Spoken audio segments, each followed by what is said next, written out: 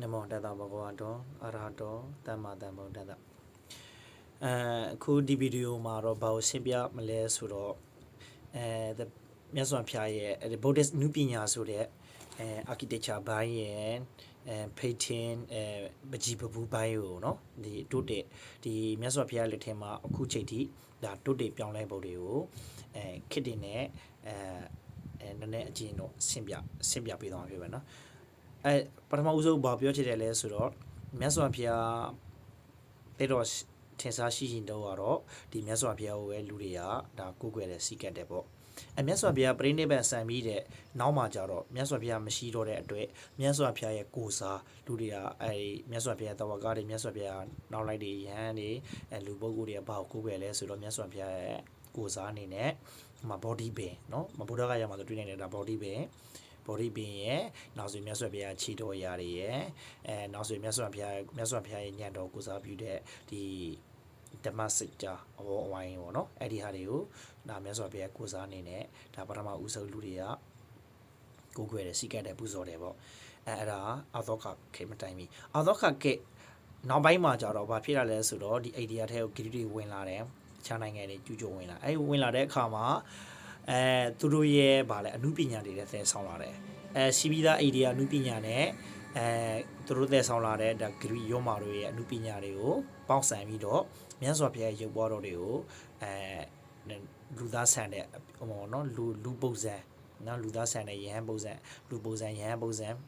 ဒီဒေးကြောက်အောင်သူတို့ကပြန်ပြီးတော့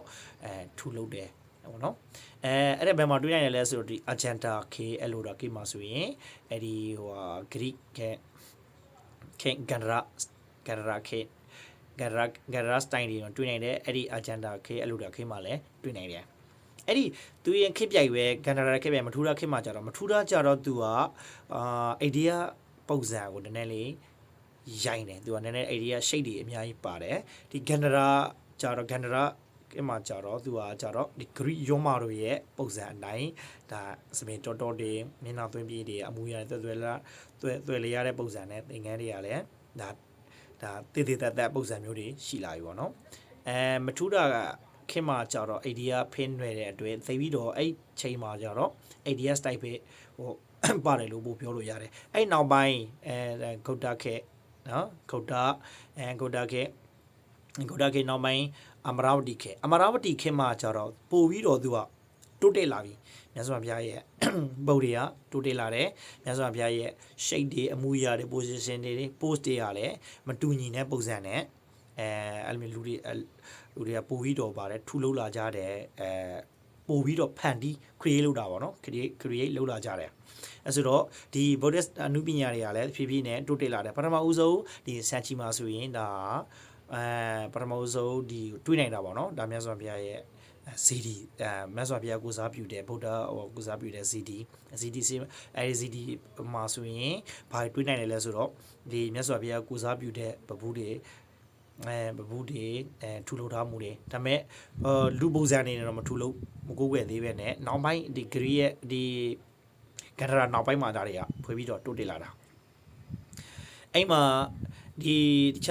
အဲ့ဒီမှာလည်းနှစ်ပိုင်းသုံးပိုင်းရှိတယ်ပေါ့နော်မဟာယာန style ထေရဝါဒ style အခုနောက်ပိုင်းတန္တရာ style တွေအဲ့ဒီဟာတဲ့ပုံစံတွေကလည်းကွဲပြားလာတယ်ထေရဝါဒကြတော့ဒါရိုးစစ်ဒါမြတ်စွာဘုရားကိုစားပြုပြီးတော့ဒါထူလုပ်ထားပြီမြတ်စွာဘုရားရဲ့ဒီမဟာယာနမှာကြတော့ဒီမဟာယာနရဲ့အယူဆအရမဟာယာနရဲ့ဒီတဒနာကို philosophy ကိုအခြေခံပြီးတော့ဒါဘုရားငါးစုတို့เนาะတခြားပုံစံတွေကိုလည်းသူတို့ကပို့ပြီးတော့ထူလို့ကိုးကွယ်တယ်အဲ့ဒီမှာလည်းအဲ့ဖေးမှာတွေ့နိုင်တယ်ဒီတန်တရာကြတော့သူကနောက်ပိုင်းပေါ်တဲ့ခိုင်ခွဲဒီတော့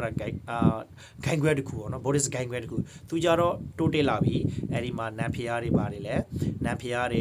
မတွေလည်းပါလာတယ်သူရဲ့ကြည်ကြအထောက်မှုတွေကလည်းပြီးတော့လိုဝေးပြီးတော့ဒါ